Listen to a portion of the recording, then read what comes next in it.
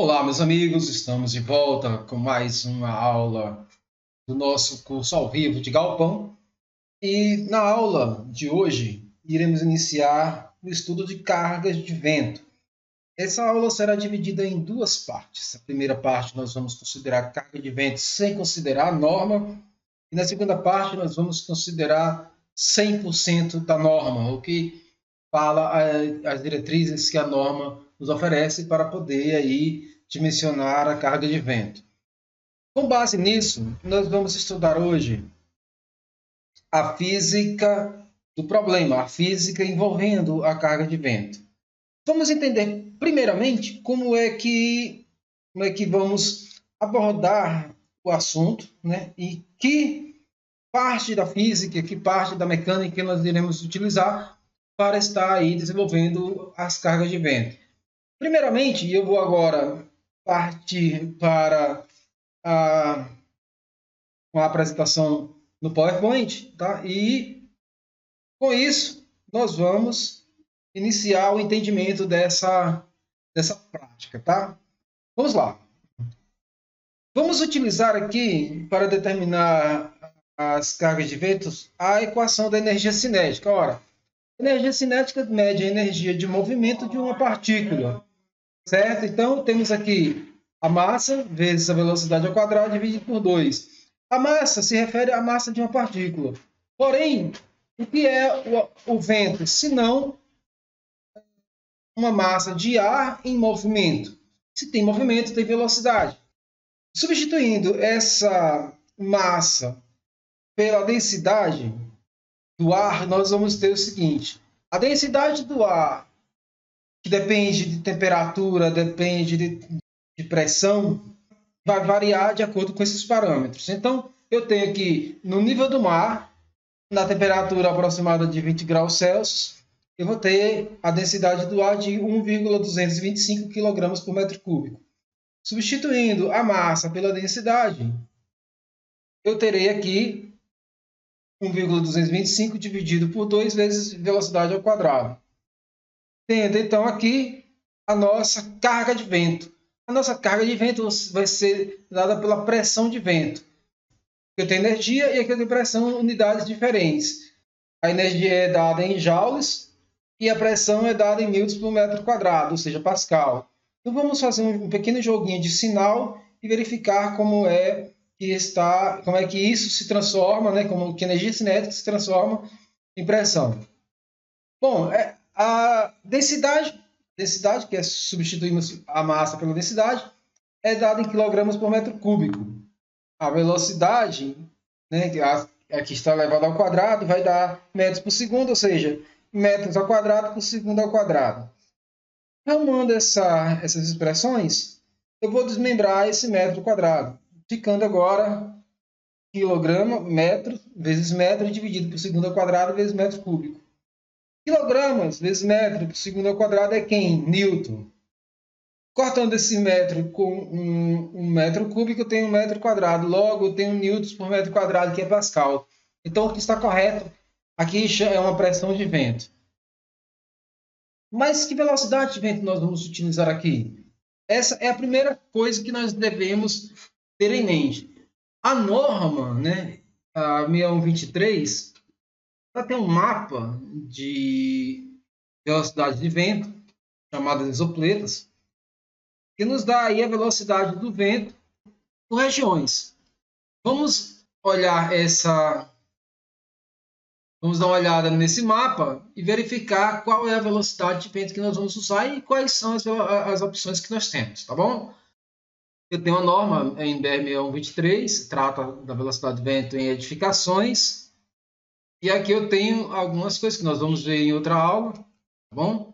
Nós vamos nos ater aqui apenas ao mapa de velocidade de vento.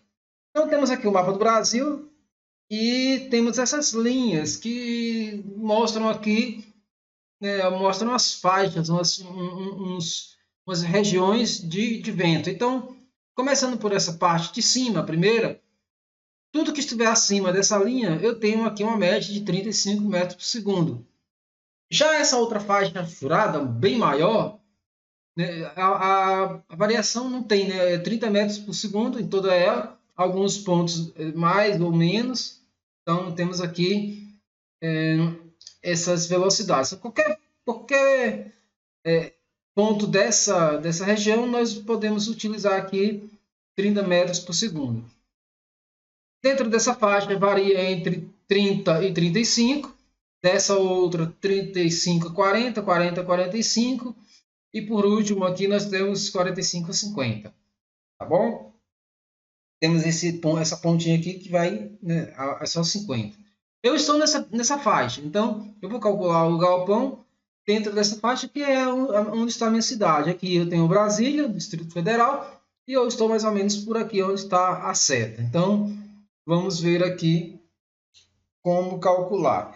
Mas de onde saíram esses números? Como esses números foram encontrados? Os valores de velocidade foram encontrados? Isso é dado estatisticamente e num período de tempo de 50 anos, ou seja, durante um período de tempo de 50 anos, pode ser que aconteça dessas velocidades máximas surgirem, né, de acontecerem.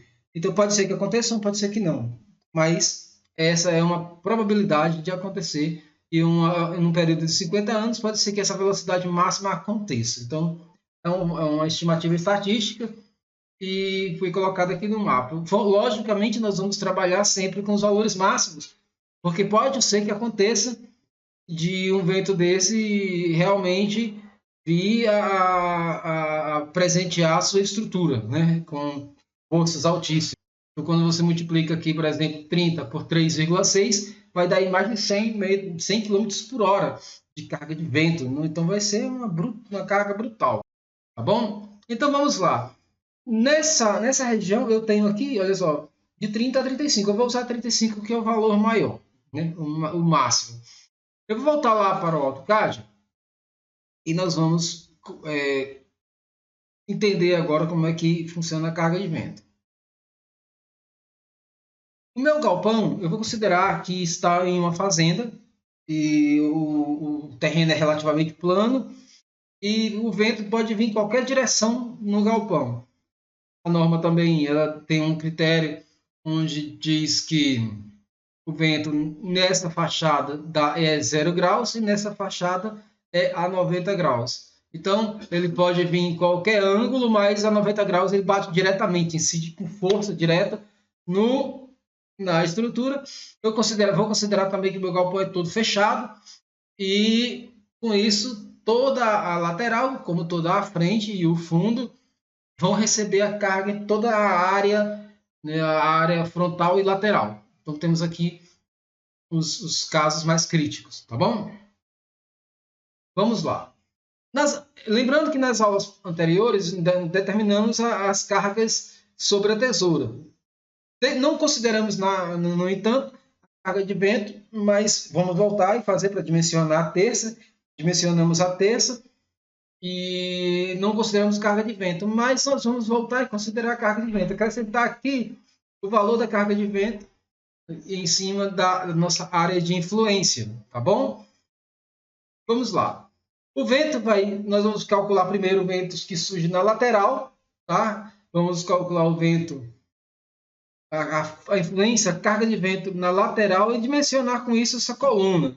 E também vamos dimensionar a coluna de frente, que é quando o vento vem a 0 grau, tá bom? Lá da mecânica dos fluidos, nós temos uma regrinha básica aí, que quando tem um fluxo de fluido, e esse fluido ele está sobre uma superfície que está parada, o fluido em contato diretamente com a superfície tem velocidade zero. Logo, o fluido que vem nas camadas seguintes tem velocidades maiores que zero, e assim até alcançar um ponto onde a velocidade já não é mais influenciada pela superfície, eu tenho aí livre. Essa influência da superfície provoca aí a criação de uma camada que nós chamamos de camada limite. Essa camada limite é o que separa a região influenciada pela superfície da região que não tem influência sobre a superfície. No nosso caso, A superfície é o chão e ele vai aumentando. Então, eu tenho aqui uma distribuição linear de pressão. Na verdade, triangular, né? Formando uma geometria triangular. Então, começa a zero no chão e vai até o valor máximo, que é no topo do galpão. Esse ponto aqui, ele entra, essa área, essa pequena parte aqui entra porque é a projeção do telhado, né? Projeção do telhado do galpão, e que também recebe vento e influencia no valor da carga. Para determinar a área de influência, eu vou considerar aqui na lateral uma coluna, vou escolher uma das colunas mais para dentro, né, mais centrais, excluindo aqui a coluna 1 e a coluna 8, porque eu iria apenas pegar metade da área e eu quero pegar uma área completa. Para escolher a área de influência, eu vou pegar a coluna 5, vou pegar o ponto médio da distância entre a coluna 4 e a coluna 5, fazendo isso nesse ponto, e o ponto médio da distância da coluna 5 até a coluna 6, também e nesse ponto. E com isso eu faço um retângulo, tomando toda a área que vai receber o vento, que vai estar influenciada pelo vento. Essa área está delimitada por esse retângulo que eu trouxe para cá, certo? Trouxe para cá, certo? E aqui eu deixei algumas coisas para poder facilitar a minha vida. Primeiro, eu peguei a distribuição de vento, da pressão de vento, e coloquei na lateral para ter a geometria dela. Tenho aqui a altura do retângulo e tenho aqui a largura do retângulo, a minha área de influência. E a ideia é o quê? É pegar essa carga de vento, que está de pressão, e distribuir sobre essa coluna. Para isso, primeiro eu tenho que saber quem é a pressão de vento, qual o valor que vai começar em zero e terminar no valor máximo, que é aqui no topo. Com isso, eu pego a nossa equação lá de trás, que nós vimos, vou substituir a velocidade do vento, que é 35 metros por segundo, multiplicar pelo parâmetro aqui de massa e densidade, e eu tenho, fazendo as contas, 750,93 newtons por metro quadrado. Essa é a carga distribuída nessa área. Então, aqui eu tenho uma carga, uma força distribuída por unidade de área. Para concentrar essa pressão em uma força distribuída sobre a coluna, eu vou multiplicar por sua largura, que é 5, e aí eu vou ter uma carga em newtons por metro. Como eu faço isso? Eu tenho aqui a pressão de vento, que é 750,93 newtons por metro, multiplicado por 5 metros, eu vou ter aqui 3,75 kN por metro, que é distribuir toda essa extensão. E vai prolongar aqui também, olha só, sobre esse ponto. Eu vou utilizar agora uma carga concentrada no pilar. Okay? Para concentrar a carga, vocês já sabem fazer isso, é muito simples. Eu vou pegar a área desse triângulo aqui e isso vai me dar a força concentrada. O que é aqui? Eu tenho base vezes altura dividido por 2. A base é toda a altura do galpão aqui, no caso é 7,736, tá? Aqui.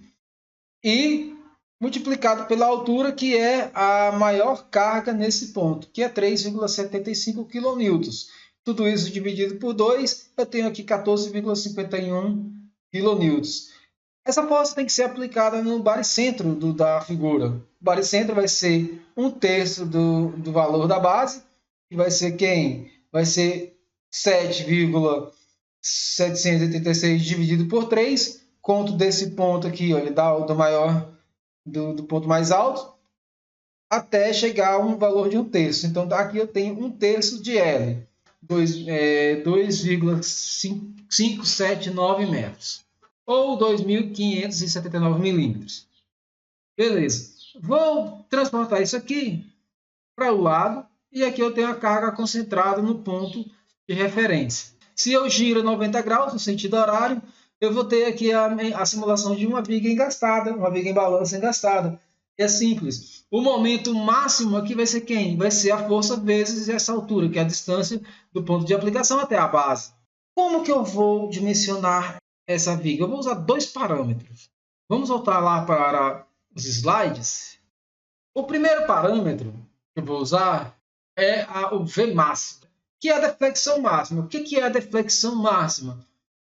É o deslocamento desse ponto para a direita, no caso, né, a aplicação da carga está para a direita, o deslocamento máximo devido à carga aplicada.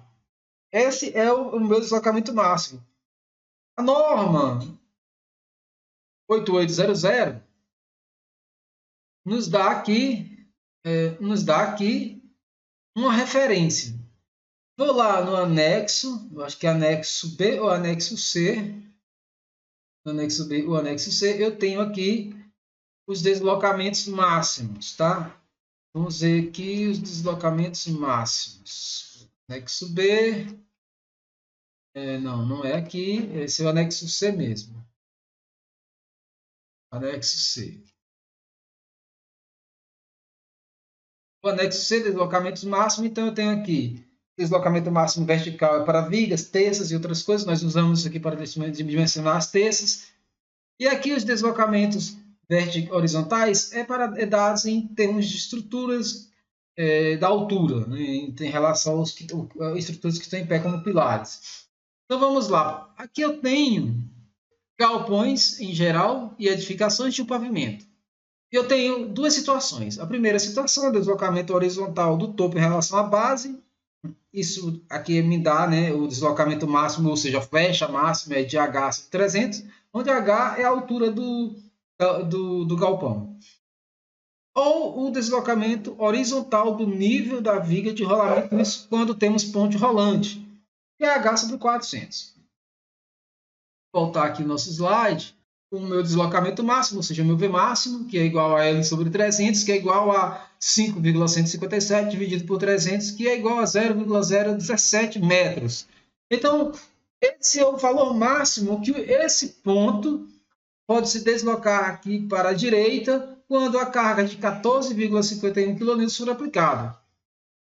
Ora, eu tenho o valor de P, que é o valor da carga, eu tenho o valor de L, que é o valor do comprimento, o valor de E é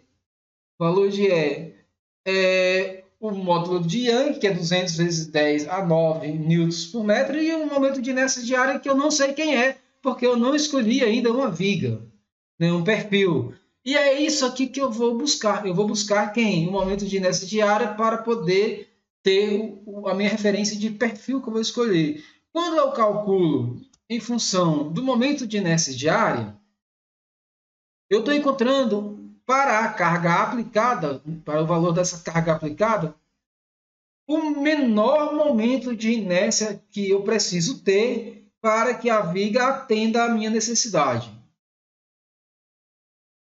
Outro parâmetro que eu tenho que escolher é o meu WX, que é o momento resistente. Esse momento resistente é a capacidade do elemento estrutural resistir à deflexão quando a carga for aplicada a esse elemento, ou a essa viga. No caso, o nosso elemento vai ser a coluna. Para o aço, a STM A572, o nosso sigma tem um valor de 345 vezes 10 a sexta newtons por metro quadrado.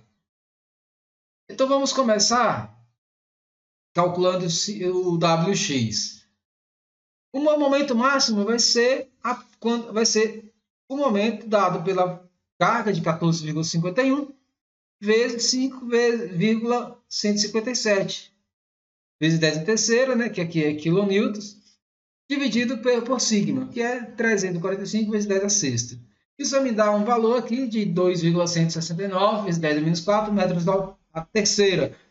Vamos passar isso para centímetros a terceira para poder ficar mais fácil de encontrar nas tabelas. Já nós vamos buscar esses valores de tabela. Agora vamos encontrar o valor do I, no momento de inércia diária. Substituindo os valores que eu tenho aqui nessa equação, inclusive aqui o V máximo que já foi encontrado, eu vou encontrar o menor valor de I necessário para que essa condição aqui seja satisfeita. Logo, eu tenho 1,972 vezes 10 a menos 4 metros a quarta. A mesma coisa, passando para centímetros a quarta, tenho aqui 19.720 centímetros a quarta. Vamos entender agora por que foi feito isso. Eu vou buscar primeiramente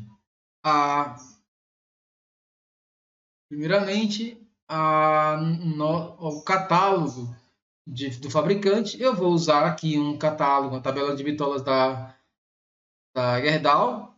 Tá? Eu não estou fazendo propaganda da Gerdau, mas é o que nós vamos usar aqui como referência.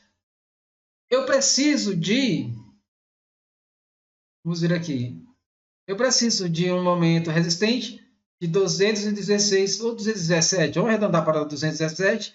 E aqui para 19.700. Vamos deixar nesses valores. Então, eu tenho esses dois valores aqui.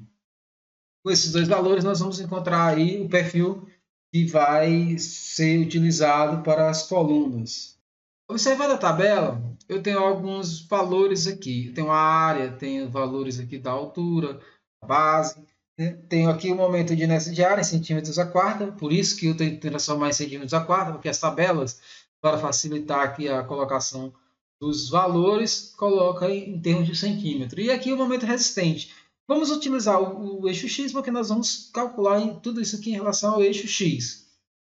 Então aqui, olha só, observe que já aqui eu estou garantindo o momento resistente, mas eu não garanto aqui o momento de inércia. O momento de inércia tem que ter um mínimo de 19.700. Então vamos procurar aqui um de 19.700. 19.600 e 22. Vamos pegar esse aqui como exemplo inicial. Eu tenho aqui, ele atende tanto a um critério quanto ao outro. Mas o peso dele é de 97. Por que eu tenho que me importar com o peso dele? O perfil, todo perfil metálico, ele é mensurado economicamente em relação ao quilo. Né? O quilo do aço é tanto, X valor. Então, quanto mais pesado for a barra que eu vou escolher, né? Quanto maior for aqui eu tenho em 97 quilos por metro, quanto maior for esse valor aqui, de 97, por exemplo, mais caro vai ser o perfil. Eu quero que resista, mas eu quero que seja barato também, pelo menos o mais barato possível. Então, nós vamos rolar essa tabela para baixo e procurar aqui um perfil que atenda aos critérios que nós precisamos atender e também seja o mais leve possível. Rolando para baixo, eu vou procurar agora um outro que atenda, seja maior do que 19.700. Achei um. Atende também aos dois critérios. E é mais leve do que o primeiro. E bem mais leve, que já gera uma economia muito grande. Vamos procurar um outro. Aqui eu tenho 12, 15, 18, 21. 21 já é também um pouco mais leve também. Então eu tenho aqui, olha só, um pouco mais leve, 10 quilos mais leve, 20 quilos mais, 12 quilos mais leve. Vamos ver se tem outro. Olha, esse aqui é 52, já ainda é mais leve ainda. E agora eu só tenho mais pesados. Então não tem jeito, o limite é esse aqui. De 52 quilos por metro para 79 quilos por metro, a diferença é grande. Muito grande. Né? Então 79 aqui, a diferença é muito grande. Então, 97 quer dizer, é muito dinheiro que seria jogado fora sem necessidade. Então, a nossa viga, a coluna, vai ser feita com um W300 por 52. Ele tem um momento de inércia de área de 21.370 e um momento resistente de 949,8 centímetros a terceiro.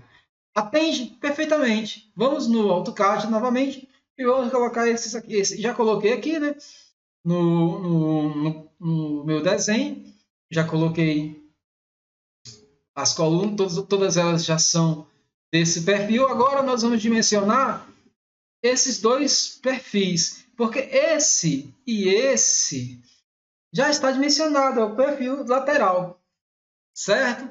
Levando em consideração que ele recebe apenas metade da carga nesse sentido, e aqui também metade da carga aqui nesse sentido, porque o restante é suportado por esse.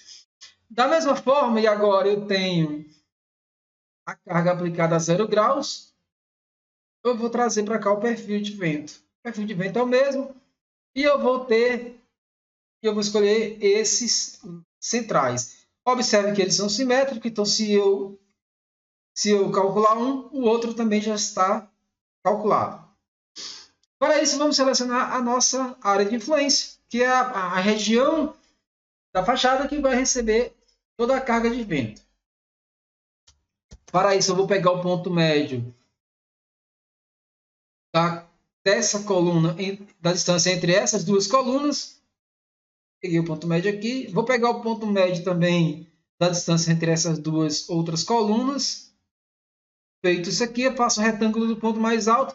Essa região não recebe vento, mas eu vou incluir, porque isso já, além de gerar uma segurança, a diferença não faz tanta diferença. Então, vamos incluir. Logo, eu tenho aqui a minha área de influência. Vou trazer aqui para baixo. Já estava pronto. E aqui eu tenho a carga de vento e tenho também a minha área de influência.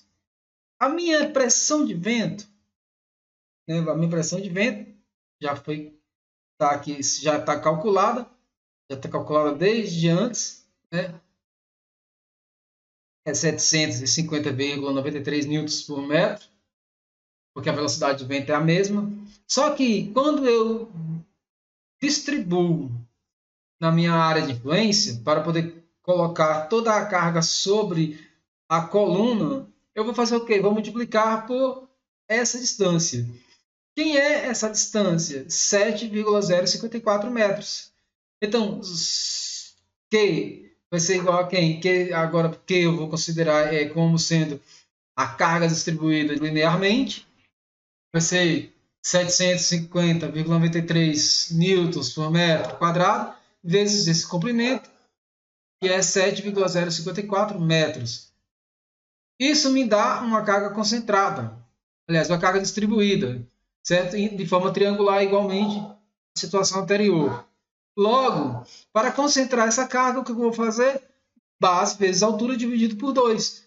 Também no ponto, né, a distância de 1/3 da altura para cá, né, da base, do ponto mais alto, nesse sentido. Né? Então, eu tenho aqui base vezes altura, então eu tenho 7,775, que toda essa altura, vezes a base, vezes a altura do triângulo retângulo, que é esse ponto aqui mais alto, que é 5,30. Isso vai me dar uma força concentrada de 20,6 kN, que é esse ponto. Né? Esse ponto está aqui nessa altura, que é a mesma da anterior, porque as duas vigas têm a mesma altura. E eu tenho agora essa situação. Logo, todo o procedimento que vai ser feito para essa viga foi o mesmo do anterior.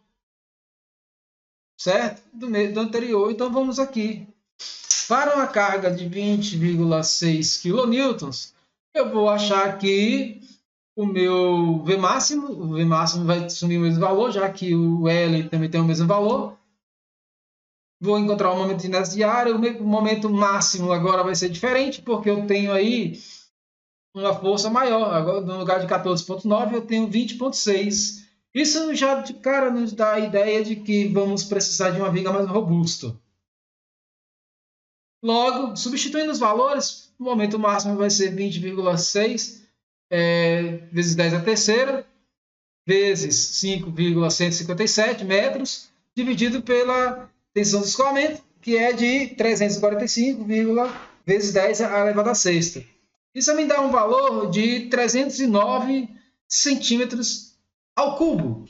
Agora, substituindo para o momento de inércia, eu vou substituir os valores, né, das variáveis, vou multiplicar, vou encontrar em centímetros, e agora eu tenho, fazendo as contas, eu tenho 27.990 centímetros a quarta. Agora eu vou procurar na tabela do fabricante uma viga que atenda essas duas necessidades. Então, 27.990 e 309 centímetros ao cubo. Vamos lá, vamos procurar essa vírgula. Vamos lá. Observe o seguinte.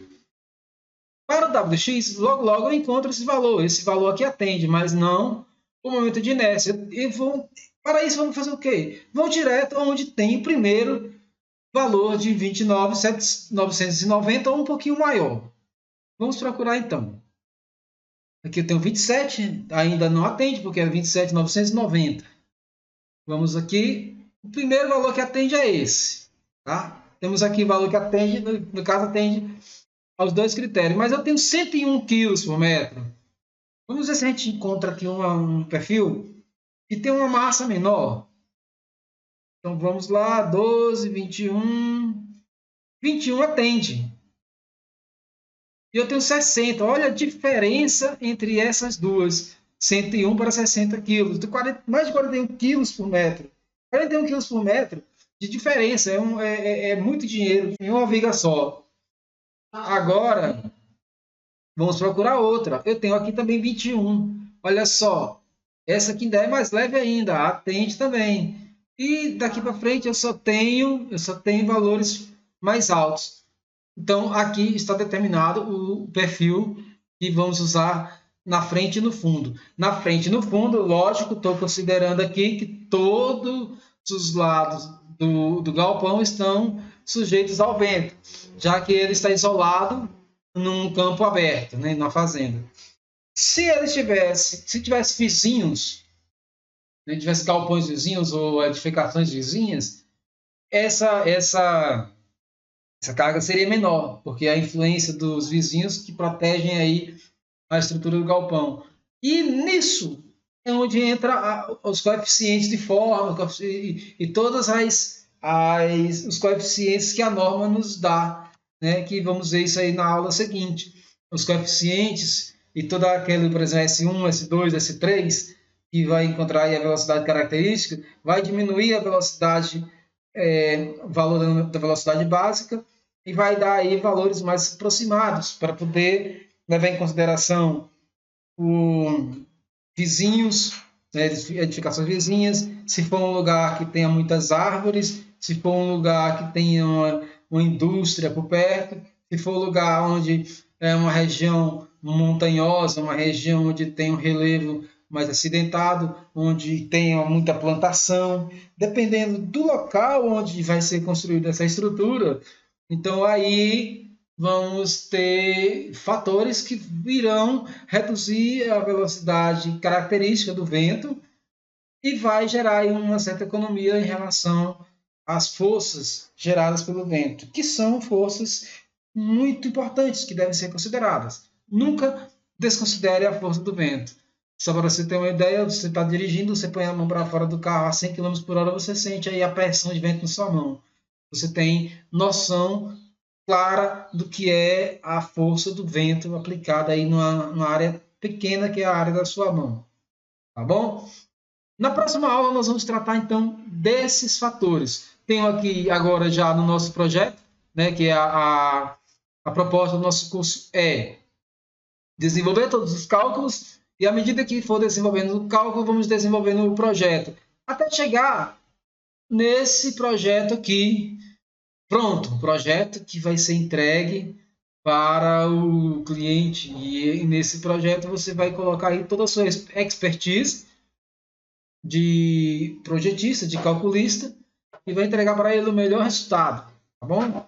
Então aqui é uma ideia básica do que nós vamos entregar, não está completo ainda porque nós não terminamos, né? Então vamos terminar o nosso projeto e vamos entregá-lo ao cliente. Vamos entregar sim numa prancha, com tudo organizado, feito lista de material, tudo completinho, que é a proposta do nosso curso de entregar o projeto pronto.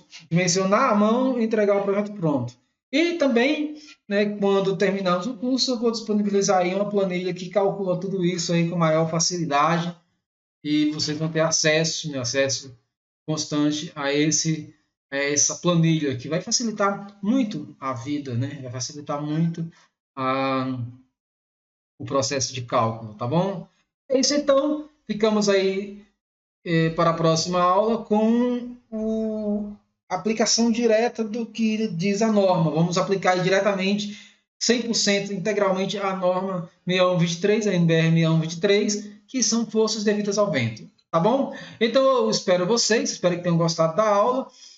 Já comenta aí o que acharam da aula e qualquer dúvida deixa aí também que eu vou responder. Tá? Me procurem, me chamem, eu respondo as dúvidas na medida que forem surgindo.